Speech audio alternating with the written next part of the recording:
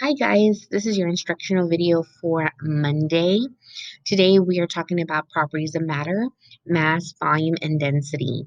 So please use your science notebook to take some notes down and also sketch some images if you can.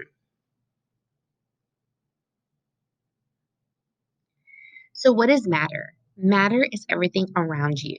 Atoms and compounds are all made of a very small part of matter. Those atoms go on to build the things you see and touch every day. Matter is defined as anything that has mass and takes up space. It has volume. Why does mass matter? What is mass? Well, mass is the amount of matter in an object. So you might have a small object with a lot of mass, such as a statue that's made of lead, or you might have a large object with very little mass, such as a balloon filled with helium. So you should know there is a difference between mass and weight. Mass is a measure of the matter in an object, while weight is a measure of gravity's pull on an object. Please click this blue link in order to see how triple beam balances are used.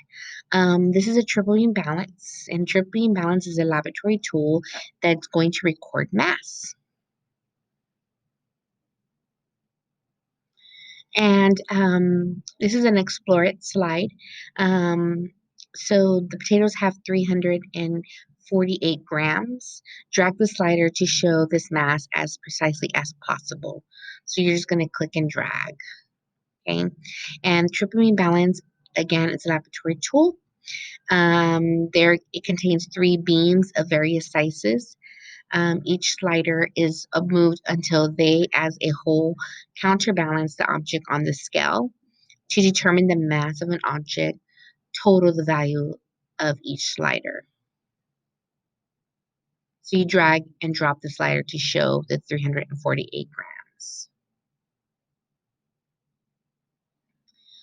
And this is for you to check your work to see if you got the right answer. Taking up space is volume.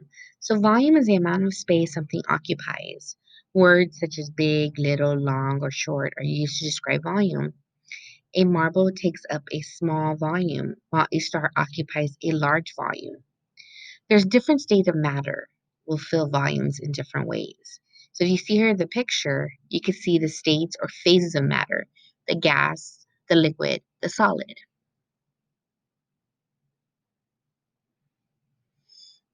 Measuring volume depends on the state or phase of the object, solids. So again, volume, remember, if you're going to multiply to find volume, you need to multiply length, width times height, okay? And the units is going to be cubic centimeters. So volume is the amount of space an object occupies. You can also use a ruler, okay?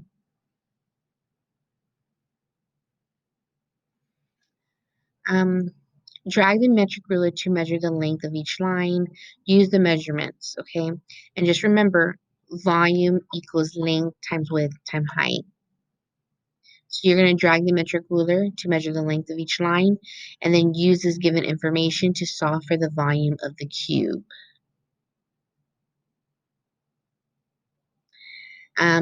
Check your work. Is this what you put? Measuring volume depends on the state or phase of the object, liquids. So these are a graduated cylinder. They're a laboratory tool, and what they do is they measure volume of liquids, usually in milliliters. And we also use graduated cylinders to measure the volume of irregular objects. The liquid inside the graduated cylinder tends to curve, and when you see a curve, that's forming a meniscus. To measure the volume of the liquid, you must read the bottom of the curved line. These are beakers. On the right side, this is a beaker. Again, they're laboratory tools and they measure liquids. However, they tend to be used for mixing and pouring liquids more often than measuring liquids. but the liquid inside a beaker also forms a meniscus. So remember to read the bottom of the curve. Why do you think it is preferred to take a volume measurement from a graduated cylinder rather than a beaker? Think about it. And reading the meniscus. So these are videos. Reading the meniscus. So how to read a graduated cylinder. Read the meniscus at eye level. Look at the bottom of the curve. And you can see here in the pictures. We also have two links. One's a video on how to read the meniscus. So click on that. And the other one is reading the meniscus song. So please watch it.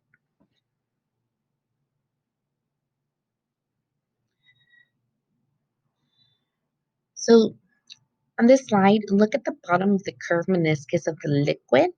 Okay, so check, and it might be in decimals, but it will, such as like 3.7 milliliters. But type your answer and see what is the answer to this question. What is the volume of liquids in these two containers below?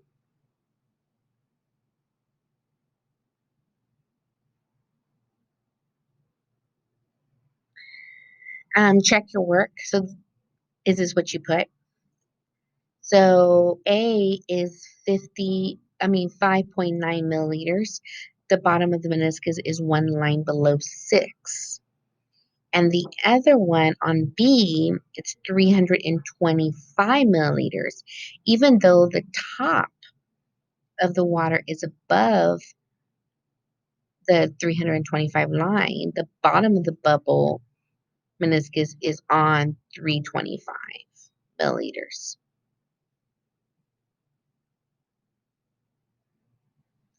Density. How compactly the matter is packed into a volume. So you can see how gases is less dense, but look at how solid is. They're very dense. They're more dense. The reason why is because the more tightly compacted the matter is inside a given volume, the greater the substance density is. Density is calculated from the matter's mass and volume measurements. So again, density is equal mass divided by volume. This is what you should know, okay? Match the tools to the measurement. So you're just going to match the tools with their names. Just click and drag, match the tools to the measurements and their units.